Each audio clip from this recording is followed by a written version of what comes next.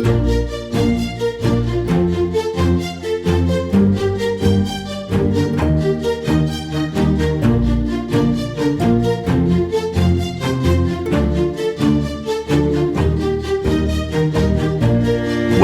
to Timeless Tales, your daily gateway into the world of classic literature.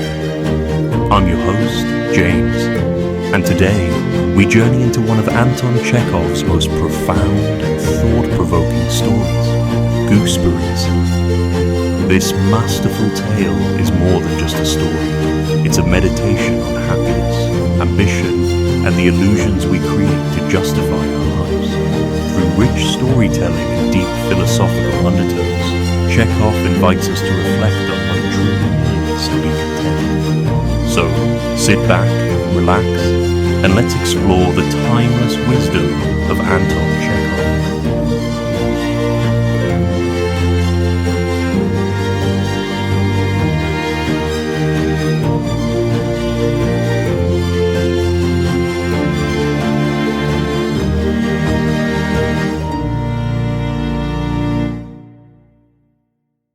The whole sky had been overcast with rain clouds from early morning.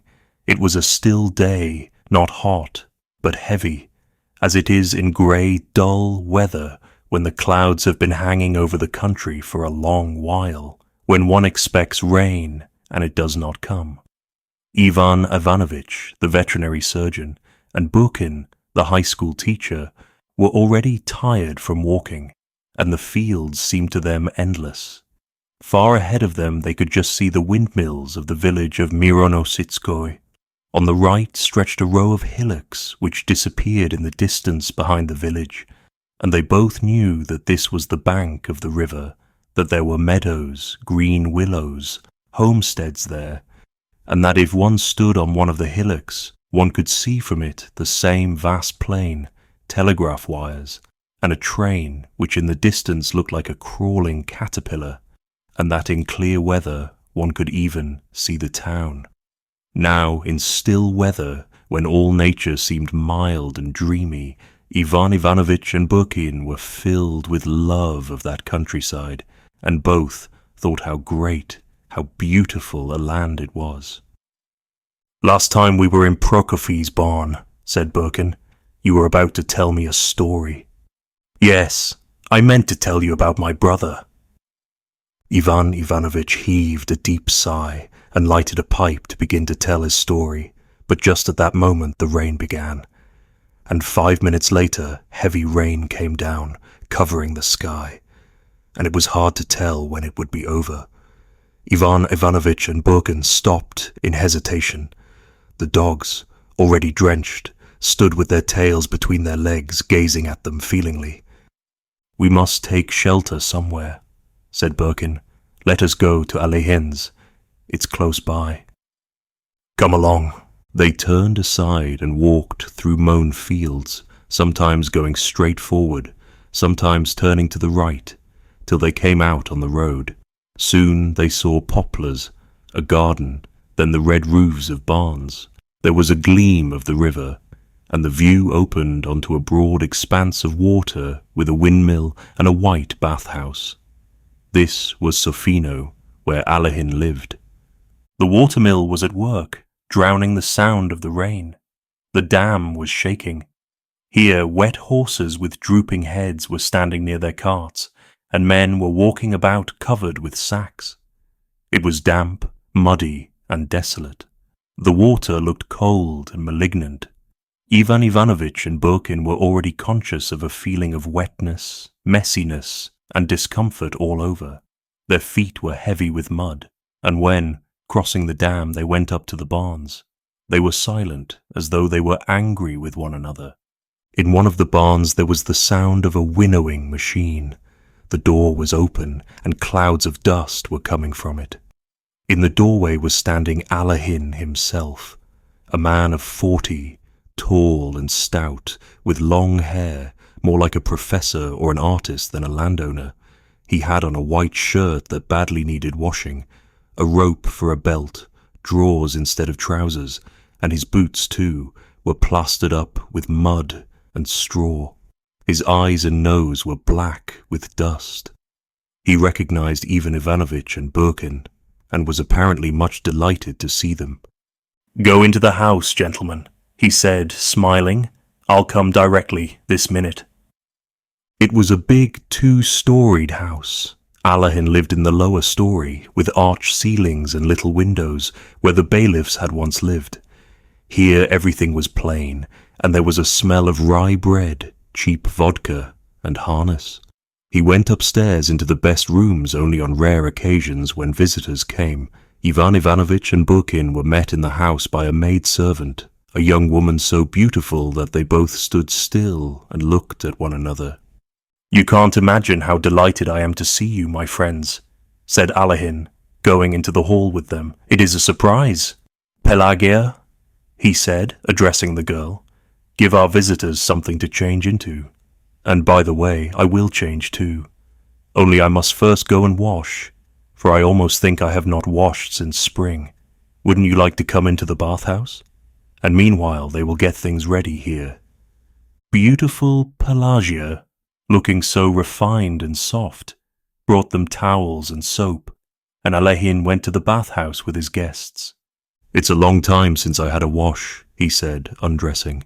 "I have got a nice bathhouse, as you see. My father built it, but I somehow never have time to wash." He sat down on the steps and soaped his long hair and his neck, and the water round him turned brown. "Yes, I must say," said Ivan Ivanovich meaningly, looking at his head.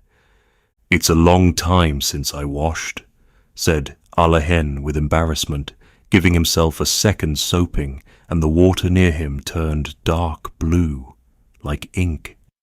Ivan Ivanovich went outside, plunged into the water with a loud splash, and swam in the rain, flinging his arms out wide. He stirred the water into waves which set the white lilies bobbing up and down. He swam to the very middle of the mill pond and dived and came up a minute later in another place and swam on and kept on diving, trying to touch the bottom. "Oh my goodness," he repeated continually, enjoying himself thoroughly. "Oh my goodness."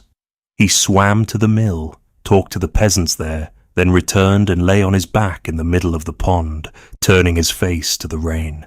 Burkin and Alahin were dressed and ready to go, but he still went on swimming and diving. "Oh my goodness," he said. "Oh Lord, have mercy on me." "That's enough," Burkin shouted to him.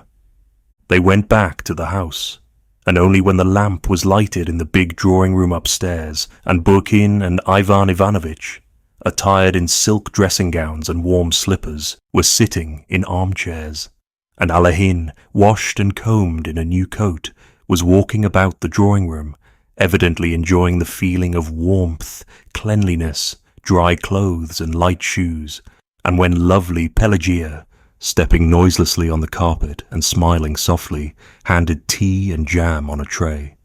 Only then Ivan Ivanovich began on his story, and it seemed as though not only Burkin and Alahin were listening, but also the ladies, young and old, and the officers who looked down upon them sternly and calmly from their gold frames.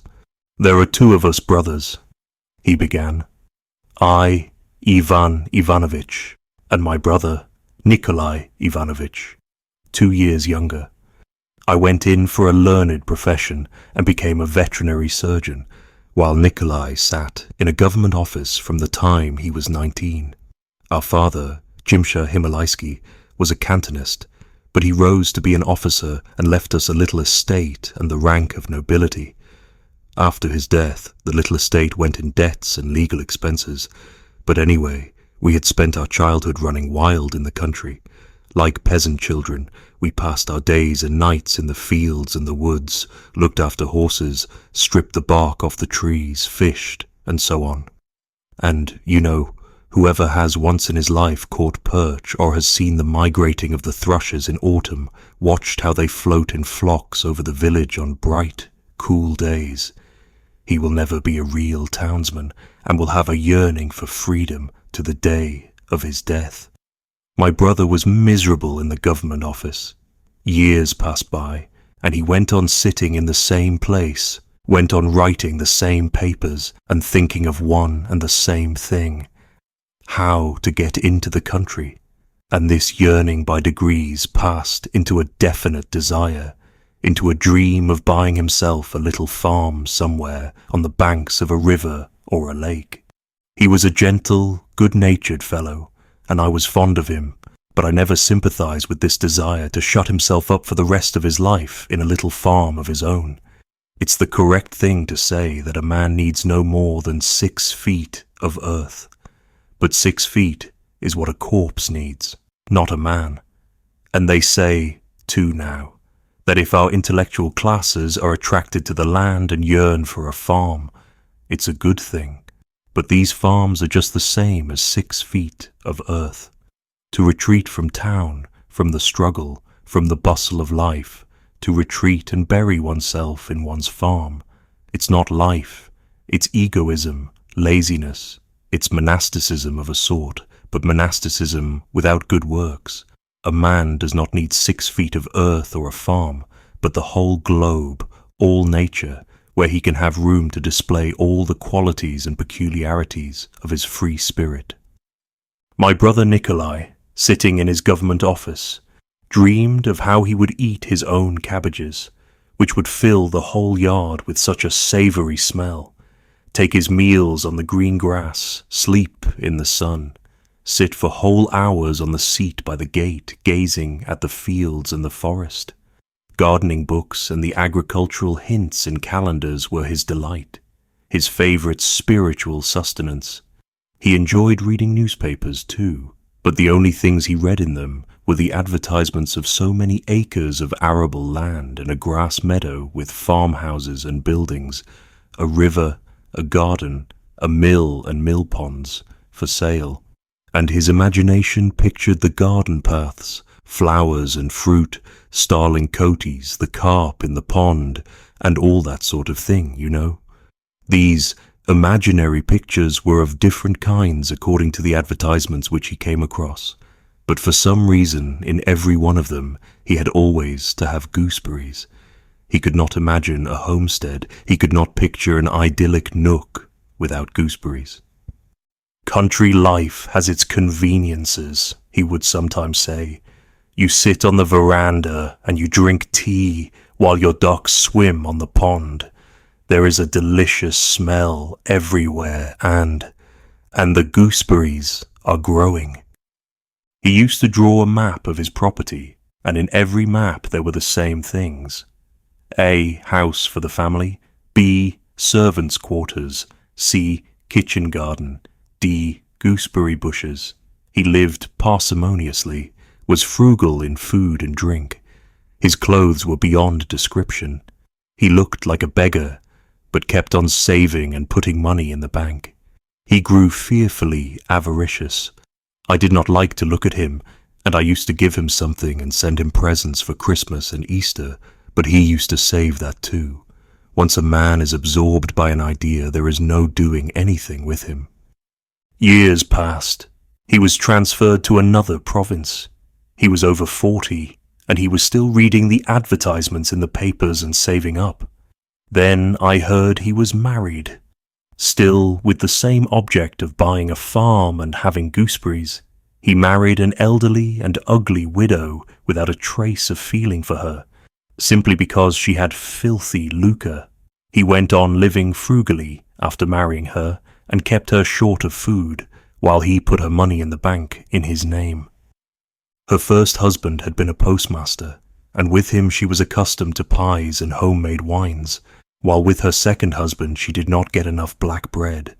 She began to pine away with this sort of life, and 3 years later she gave up her soul to God.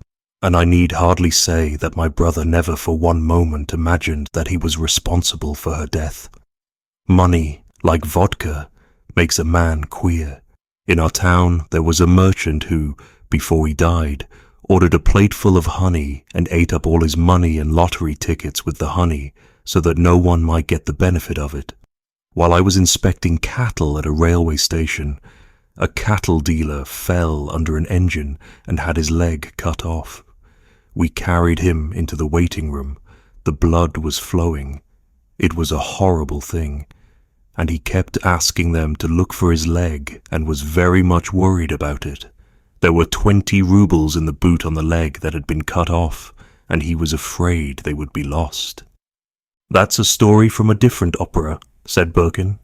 "After his wife's death," Ivan Ivanovich went on, after thinking for half a minute, "my brother began looking out for an estate for himself.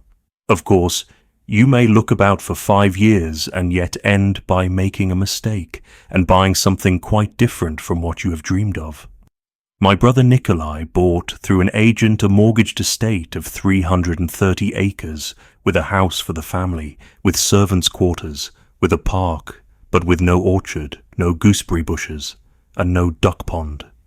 There was a river, but the water in it was the colour of coffee, because on one side of the estate there was a brickyard, and on the other a factory for burning bones. But Nikolai Ivanovich did not grieve much. He ordered 20 gooseberry bushes, planted them, and began living as a country gentleman. Last year I went to pay him a visit. I thought I would go and see what it was like. In his letters my brother called his estate Chumbaroklov Waste, alias Himalaysko. I reached alias Himalaysko in the afternoon. It was hot. Everywhere there were ditches, fences, hedges, fir trees planted in rows, and there was no knowing how to get to the yard, where to put one's horse. I went up to the house and was met by a fat, red dog that looked like a pig. It wanted to bark, but it was too lazy. The cook, a fat, barefooted woman, came out of the kitchen, and she too looked like a pig, and said that her master was resting after dinner. I went in to see my brother. He was sitting up in bed with a quilt over his legs. He had grown older, fatter, wrinkled, his cheeks, his nose, and his mouth all stuck out. He looked as though he might begin grunting into the quilt at any moment. We embraced each other, and shed tears of joy and of sadness at the thought that we had once been young, and now were both grey-headed and near the grave. He dressed, and led me out to show me the estate. "Well, how are you getting on here?" I asked. "Oh, all right, thank God. I am getting on very well." He was no more a poor timid clerk, but a real landowner, a gentleman. He was already accustomed to it, had grown used to it, and liked it. He ate a great deal, went to the bathhouse, was growing stout, was already at law with the village commune and both factories, and was very much offended when the peasants did not call him Your Honour. And he concerned himself with the salvation of his soul in a substantial, gentlemanly manner, and performed deeds of charity, not simply, but with an air of consequence. And what deeds of charity! He treated the peasants for every sort of disease with soda and castor oil, and on his name day had a Thanksgiving service in the middle of the village, and then treated the peasants to a gallon of vodka. He thought that was the thing to do. Oh, those horrible gallons of vodka! One day the fat landowner hauls the peasants up before the district captain for trespass, and next day, in honour of a holiday, treats them to a gallon of vodka, and they drink and shout, "Hurrah!" And when they are drunk, bow down to his feet. A change of life for the better, and being well fed and idle, develop in a Russian the most insolent self-conceit. Nikolai Ivanovich, who at one time in the government office was afraid to have any views of his own, now could say nothing that was not gospel truth, and uttered such truths in the tone of a prime minister. Education is essential, but for the peasants it is premature. Corporal punishment is harmful as a rule, but in some cases it is necessary, and there is nothing to take its place. "I know the peasants and understand how to treat them," he would say. "The peasants like me. I need only to hold up my little finger, and the peasants will do anything I like." And all this, observe, was uttered with a wise, benevolent smile. He repeated 20 times over we noblemen, "I as a noble." Obviously he did not remember that our grandfather was a peasant, and our father a soldier. Even our surname, Chimsha Himalaysky, in reality so incongruous, seemed to him now melodious, distinguished, and very agreeable. But the point just now is not he, but myself. I want to tell you about the change that took place in me during the brief hours I spent at his country place.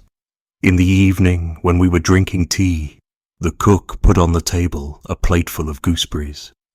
They were not bought, but his own gooseberries, gathered for the first time since the bushes were planted. Nikolai Ivanovich laughed and looked for a minute in silence at the gooseberries with tears in his eyes. He could not speak for excitement. Then he put one gooseberry in his mouth, looked at me with the triumph of a child who has at last received his favorite toy, and said, "How delicious!" And he ate them greedily, continually repeating, "Ah, how delicious! Do taste them." They were sour and unripe, but, as Pushkin says, dearer to us the falsehood that exalts than hosts of baser truths. I saw a happy man whose cherished dream was so obviously fulfilled, who had attained his object in life, who had gained what he wanted, who was satisfied with his fate and himself. There is always, for some reason, an element of sadness mingled with my thoughts of human happiness, and, on this occasion, at the sight of a happy man I was overcome by an oppressive feeling that was close upon despair. It was particularly oppressive at night. A bed was made up for me in the room next to my brother's bedroom, and I could hear that he was awake, and that he kept getting up and going to the plate of gooseberries and taking one. I reflected how many satisfied, happy people there really are. What a suffocating force it is. You look at life, the insolence and idleness of the strong, the ignorance and brutishness of the weak, incredible poverty all about us, overcrowding, degeneration, drunkenness, hypocrisy, lying, yet all is calm and stillness in the houses and in the streets. Of the 50,000 living in a town, there is not one who would cry out, who would give vent to his indignation aloud. We see the people going to market for provisions, eating by day, sleeping by night, talking their silly nonsense, getting married, growing old, serenely escorting their dead to the cemetery. But we do not see and we do not hear those who suffer, and what is terrible in life goes on somewhere behind the scenes. Everything is quiet and peaceful, and nothing protests but mute statistics. So many people gone out of their minds, so many gallons of vodka drunk, so many children dead from malnutrition. And this order of things is evidently necessary. Evidently the happy man only feels at ease because the unhappy bear their burdens in silence, and without that silence happiness would be impossible. It's a case of general hypnotism. There ought to be behind the door of every happy, contented man someone standing with a hammer, continually reminding him with a tap that there are unhappy people, that however happy he may be, life will show him her laws sooner or later. Trouble will come for him, disease, poverty, losses, and no one will see or hear, just as now he neither sees nor hears others. But there is no man with a hammer. The happy man lives at his ease, and trivial daily cares faintly agitate him like the wind in the aspen tree, and all goes well. That night I realized that I, too, was happy and contented. Ivan Ivanovich went on, getting up. I, too, at dinner and at the hunt, like to lay down the law on life and religion, and the way to manage the peasantry. I, too, used to say that science was light, that culture was essential, but for the simple people reading and writing was enough for the time. Freedom is a blessing, I used to say. We can no more do without it than without air, but we must wait a little. Yes, I used to talk like that, and now I ask, for what reason are we to wait? Asked Ivan Ivanovich, looking angrily at Birkin. Why wait? I ask you. What grounds have we for waiting? I shall be told it can't be done all at once. Every idea takes shape in life gradually, in its due time. But who is it says that? Where is the proof that it's right? You will fall back upon the natural order of things, the uniformity of phenomena.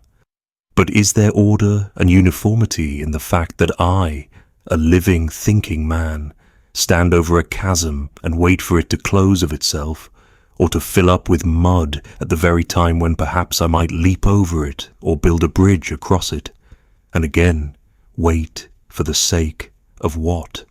Wait till there's no strength to live, and meanwhile one must live, and one wants to live. I went away from my brothers early in the morning, and ever since then it has been unbearable for me to be in town. I am oppressed by its peace and quiet. I am afraid to look at the windows, for there is no spectacle more painful to me now than the sight of a happy family sitting round the table drinking tea.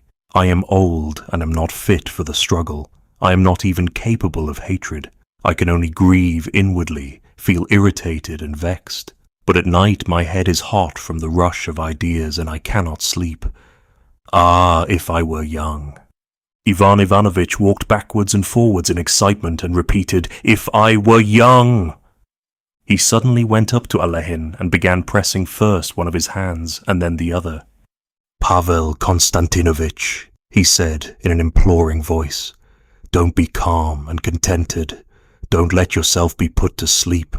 While you are young, strong, confident, be not weary in well-doing. There is no happiness, and there ought not to be. But if there is a meaning and an object in life, that meaning and object is not our happiness, but something greater and more rational. Do good." And all this Ivan Ivanovitch said with a pitiful, imploring smile, as though he were asking him a personal favour. Then all three sat in armchairs at different ends of the drawing-room and were silent. Ivan Ivanovitch's story had not satisfied either Burkin or Alehin. When the generals and ladies gazed down from their gilt frames, looking in the dusk as though they were alive, it was dreary to listen to the story of the poor clerk who ate gooseberries. They felt inclined, for some reason, to talk about elegant people, about women. And their sitting in the drawing-room where everything, the chandeliers in their covers, the armchairs and the carpet under their feet, reminded them that those very people who were now looking down from their frames had once moved about, sat, drunk tea in this room, and the fact that lovely Pelageya was moving noiselessly about was better than any story. Alehin was fearfully sleepy. He had got up early, before 3 o'clock in the morning, to look after his work, and now his eyes were closing, but he was afraid his visitors might tell some interesting story after he had gone, and he lingered on. He did not go into the question whether what Ivan Ivanovitch had just said was right and true. His visitors did not talk of groats, nor of hay, nor of tar, but of something that had no direct bearing on his life, and he was glad and wanted them to go on. "It's bedtime, though," said Burkin, getting up. "Allow me to wish you good night." Alehin said good night and went downstairs to his own domain, while the visitors remained upstairs. They were both taken for the night to a big room where there stood 2 old wooden beds decorated with carvings, and in the corner was an ivory crucifix. The big cool beds, which had been made by the lovely Pelageya, smelt agreeably of clean linen. Ivan Ivanovitch undressed in silence and got into bed. "Lord, forgive us sinners," he said, and put his head under the quilt. His pipe lying on the table smelt strongly of stale tobacco, and Burkin could not sleep for a long while, and kept wondering where the oppressive smell came from. The rain was pattering on the window panes all night,